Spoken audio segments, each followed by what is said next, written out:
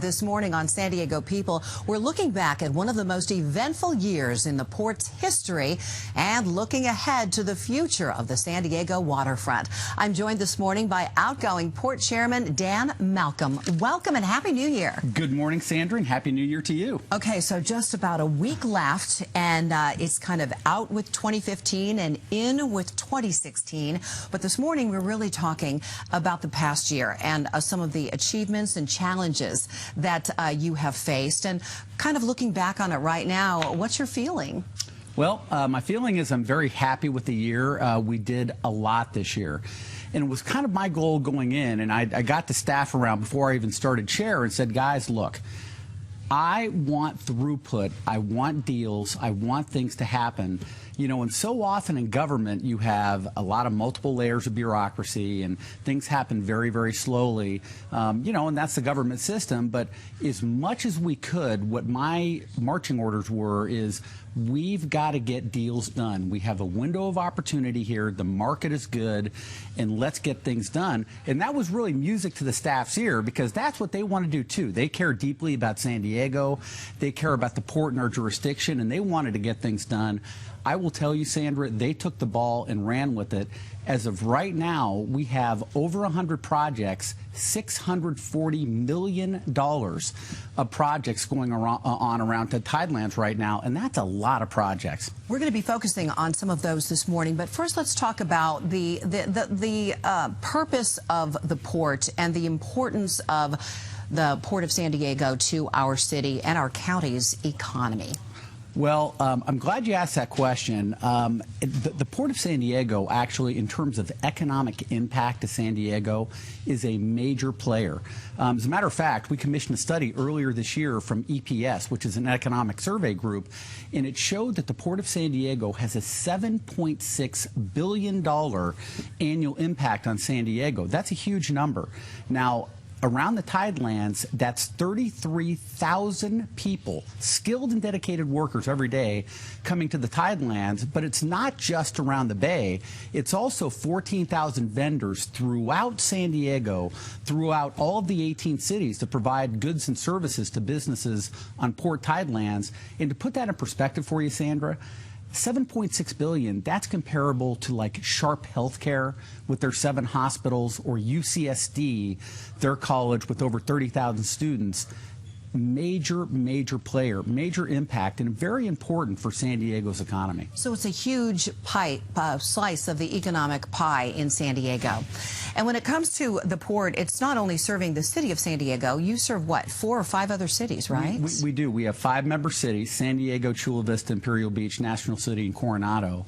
And we do projects all throughout those 5 cities. It's actually 33 miles around San Diego Bay that we do projects. So, you know, in addition to the water area, it's the land area. And if you look at what we have on Port Tidelands, it's 16 hotels with over 8,000 rooms, 75 restaurants with over 13,000 seats, along with the marinas, our 22 parks. The Port of San Diego really covers a lot of area in our jurisdiction. We also have a police department, the Harbor Police Department, with 120 officers, and we patrol the bay, and we actually provide security for San Diego's water. Now, you have been the chairman for the past year. You have a career in commercial real estate. You're an attorney as well? I am. So how did you become the chairman of the Port of San Diego? What has that experience been like for you? Well, I became the chairman. My local city council, I'm from Imperial Beach, and they appointed me to be on the port. And then the chair is a rotating thing, so it was my year to be chair. You know, and it really is an important position. You really do set the theme for the organization in your year as chair. And in fact, I named my theme Port of San Diego Regional Economic Engine. So I'm really glad you asked about the economic engine aspect of the port. I really wanted to focus on our economy and our fiscal stability, because without that, the port can't do all of the other great things we do. The parks, the infrastructure, the activation event we pay for, the Big Bay Boom, the fireworks show. all the things we do around the Bay, the environmental initiative, the conservation initiatives, it all takes money to do those really great things that we do around San Diego Bay. So I really wanted to focus on the aspect of getting things done that would actually enhance the port's fiscal footprint to help us to, you know, maintain our viability and maintain our ability to do all the great things that we do for San Diegans and the people that visit San Diego. And you say this has been an historic year in terms of achievements and projects for the Port of San Diego, yet America is really still kind of in economic recovery mode. The stock market ended down for the year.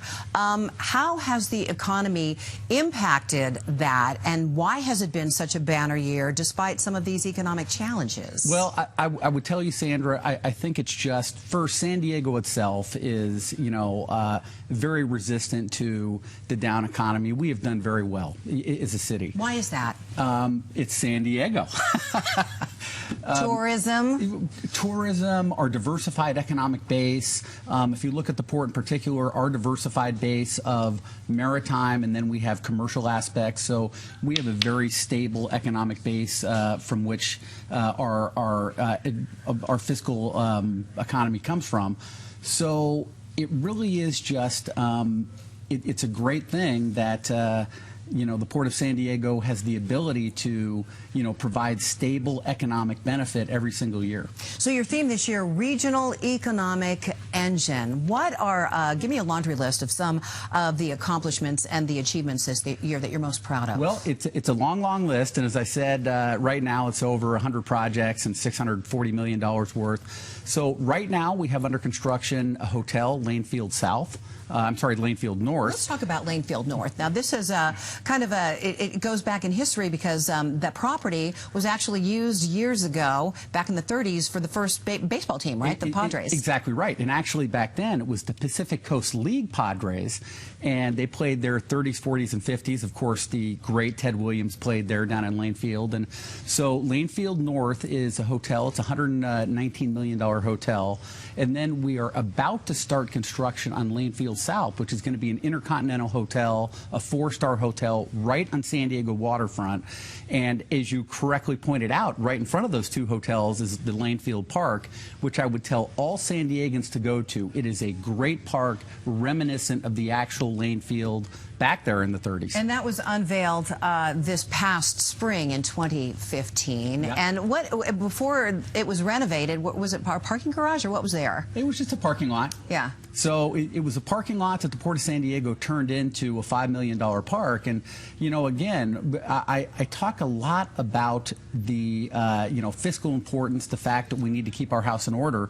The reason why we need to do that is so we can build parks like that and maintain parks. And there's some of the pictures of the opening of the Lane Park. I got to throw out the first pitch. You that did? looks like the ball I threw out. Did you throw a strike? You can yes, lie. Sure. All right, we're going to talk about some of the other exciting projects and some of the challenges ahead for the Port of San Diego when we come back, as we look back on what 2015 held for the Port of San Diego. Hey, you ready? I can't go. Our DVR is full. We're in negotiations. We've reached an impasse. Here's the latest offer.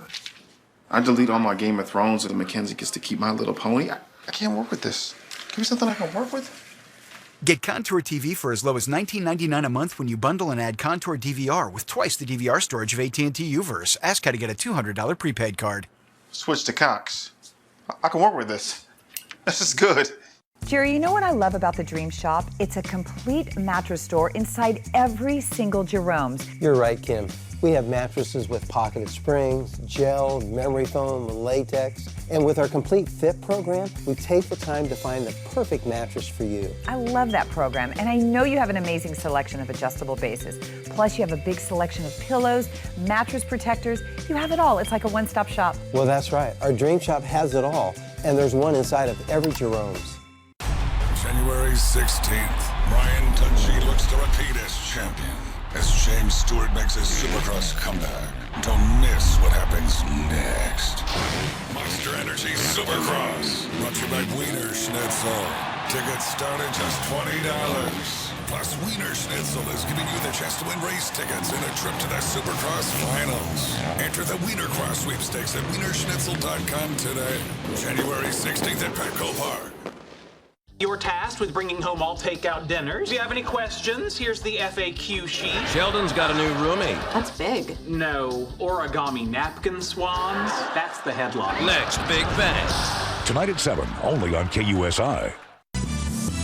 Welcome back to San Diego People. I'm Sandra Moss, and this morning I'm talking to outgoing chairman of the Port of San Diego, Dan Malcolm. Welcome back, and congratulations on a banner year. Thank you. Let's talk about some of the development and some of the exciting things happening on the waterfront. You have used the term world class to describe what you're looking for in terms of development on San Diego's waterfront. What do you mean by that? Well, it pretty much is self-explanatory. What I mean is that when you're talking about San Diego's waterfront and you're talking about development that's going to be there for the next 50 to 100 years, the bar cannot be any less than world-class.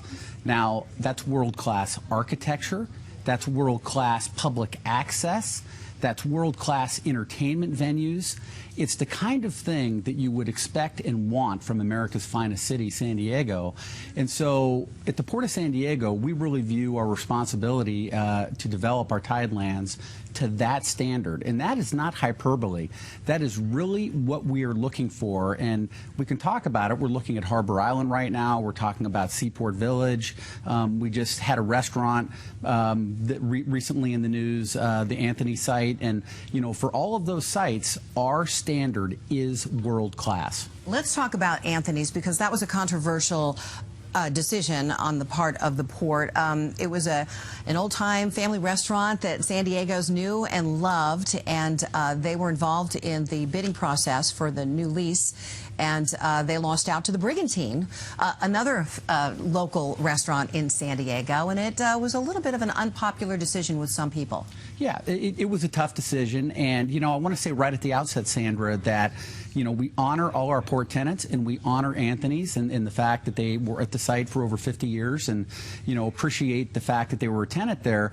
However, going back to your previous question about world class, when it comes to a lease coming up and the Port of San Diego looking to program and develop that new space, we really look at it as we want the best possible development on the site.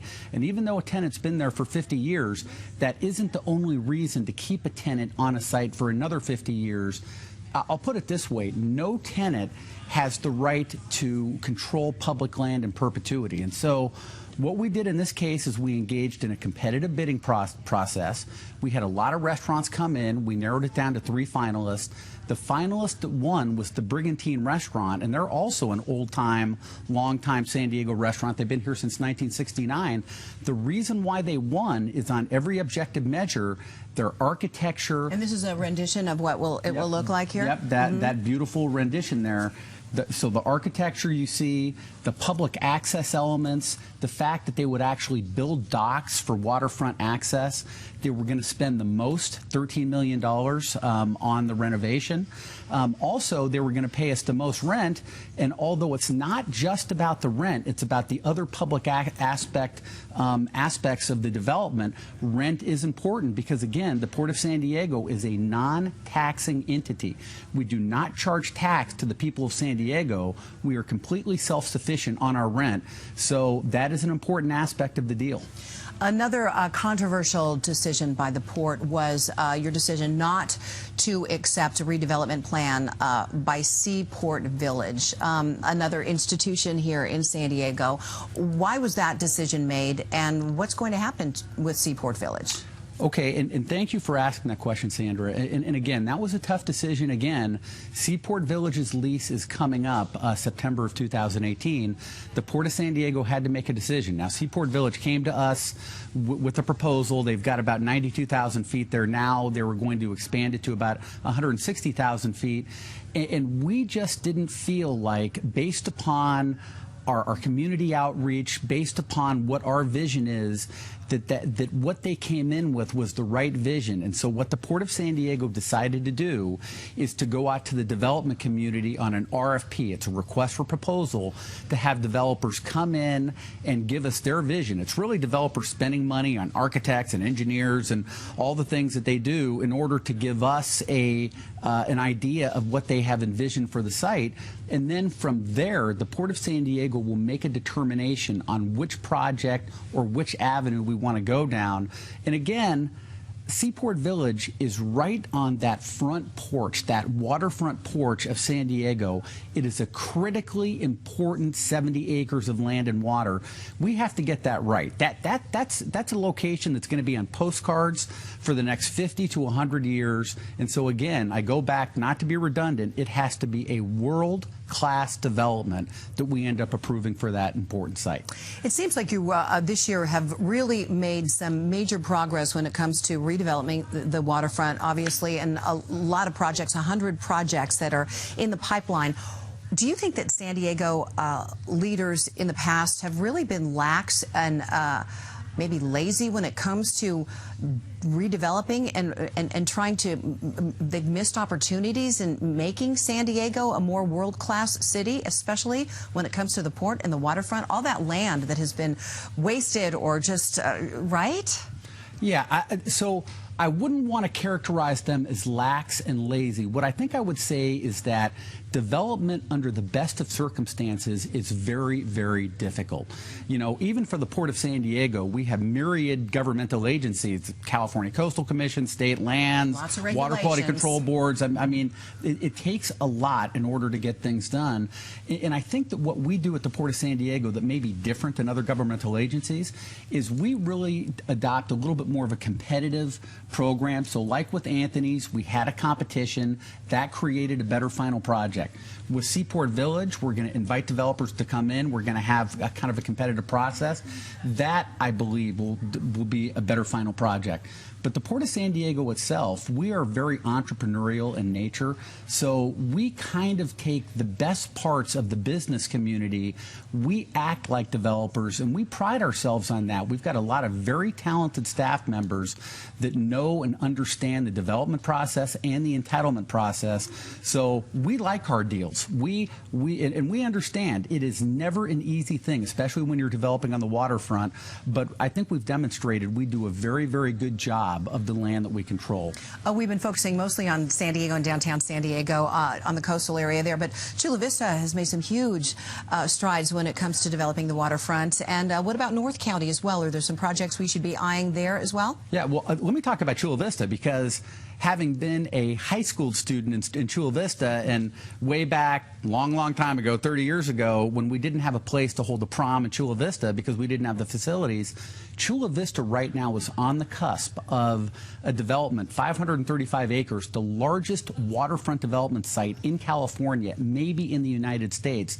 It's going to be a $500 million development, over 1,000 rooms, 400,000 square feet of convention space. All the high schools will be able to have their proms there now.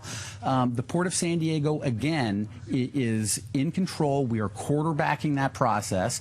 We are bringing in the best consultants from around the United States, and we are right now negotiating. We're in the final throes of the negotiation to get that deal done and bring what is going to be a fantastic development down to Chula Vista, and that's what we focus on. All 5 of our member cities, we really try and do the best projects, best programs to really enhance our cities. Well, that's exciting. And Dan, as we continue on San Diego People this morning, we're going to look ahead to what 2016 holds for the Port of San Diego and the future of our waterfront. Stay with us.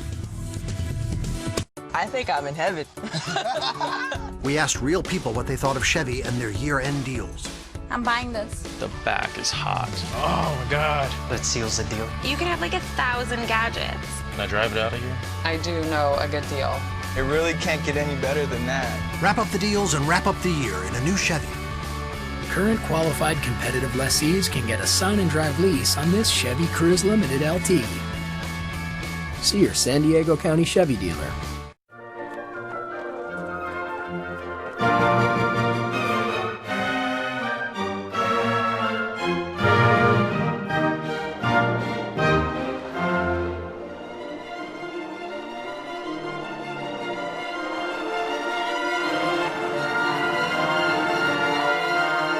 Be ready to winter with Infinity. Now through January 4th, lease the new Infinity QX50 for $329 a month. Visit your local Infinity retailer. The British are coming! The cast of one of my favorites, The Royals. Elizabeth Hurley and her smashing royal family.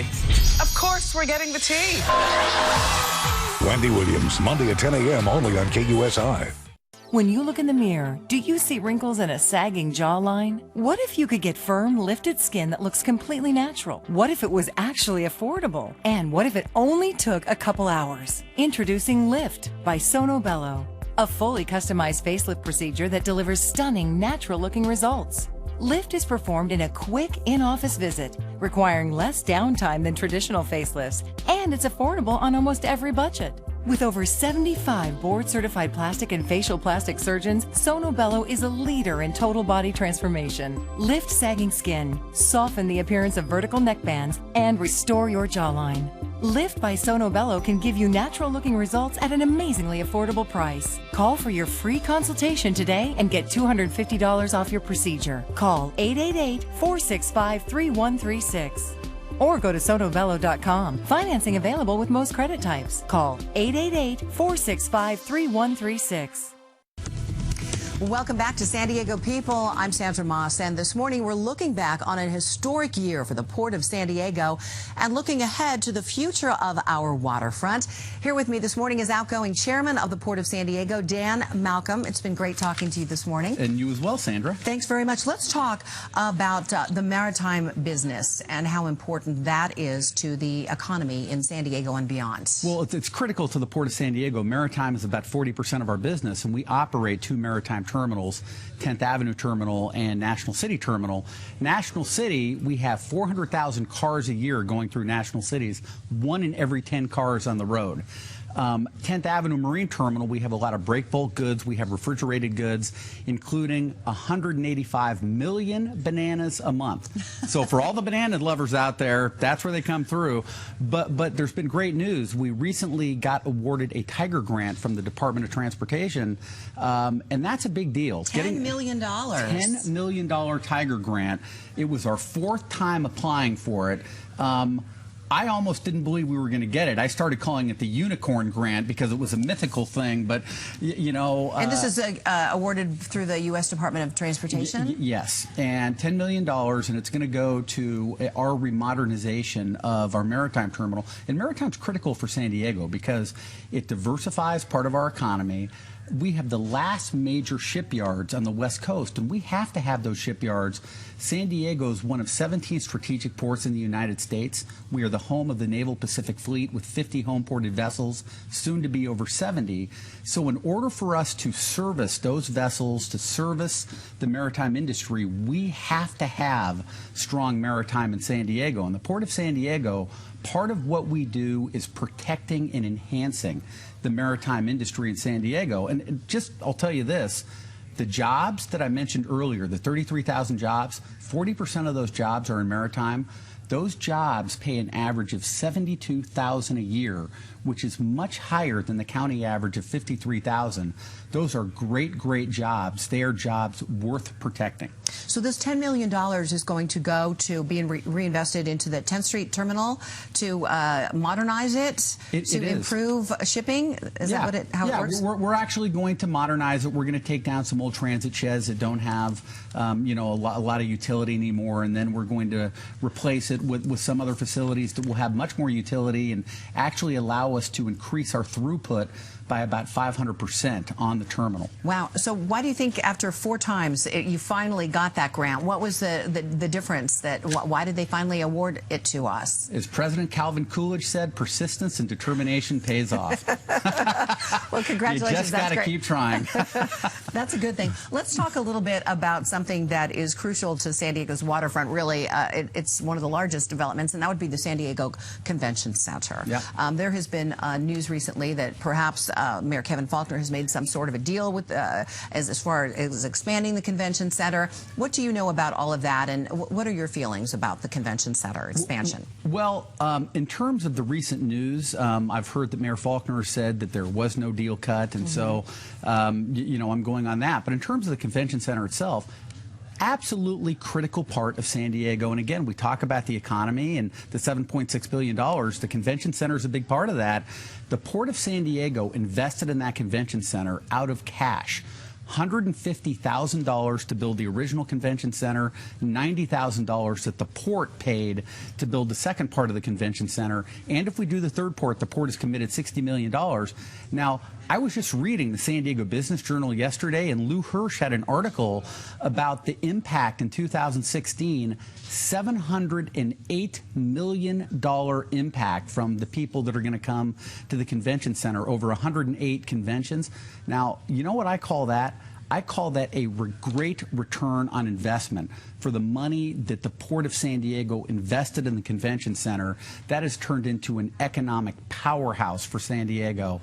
And I feel really good about that. And that's why I say it is very important for the port to keep its house in order and do what I call a structural surplus, where we have funds every year left over that we can reinvest in San Diego like we have for the last 50 years, $1.7 billion invested in 50 years. And I believe this is the third year that the port has come out ahead in their budgeting. Is that correct? Yeah. So it's been a good year that way too. Let's look ahead to 2016. You will be stepping away from your role as chairman. Marshall Merrifield will be taking over, and there's some sort of transition in early January, January 7th, I believe. Yep, January 7th. Yep. And the public is invited to attend. It's on the it's on the Midway, and it'll be at 7 o'clock, and I would encourage the public to come. I am actually going to give the State of the Port address, and then Marshall's going to be talking about the year to come and so the things we're going to be doing coming up. And I will tell you one thing, Sandra, the Port of San Diego, we are constantly on the move, doing things, doing projects, protecting our environment. We do a lot of things all at one time. And so you asked me what's going to happen in 2016. More of the same. We're going to keep the same momentum up. We're going to keep bringing great projects to San Diegans and the tourists and visitors that come to this town. We are really going to be making this town world class and doing our part. And just a lot of exciting things are going to be coming. Just because you're stepping away as chairman, you'll still be involved as far as a port commissioner? I will, yeah. I've got 3 more years on the port, and you know, this is what you like to see, the peaceful transition of power, and Marshall is a great guy. He's going to do a very, very good job leading the organization, and yeah, it should be a good year. We have less than a minute to go, but tell me what you are most excited about, what you're most looking forward to in 2016. I'm looking forward to getting back to my business and maybe spending a little bit more time with the family. But no, as you mentioned in the opening, I do have a commercial real estate business here in town, and I'm looking forward to devoting a bit more time back to my business, and but also doing the public's work at the port, and you know, we'll be doing some great things in 2016. Well, Dan Malcolm, congratulations on a fabulous year in 2015, and best of luck to you in the new year. Happy New Year to you. Thanks for coming on. Thank you very much. I appreciate it. Nice to meet you. All right.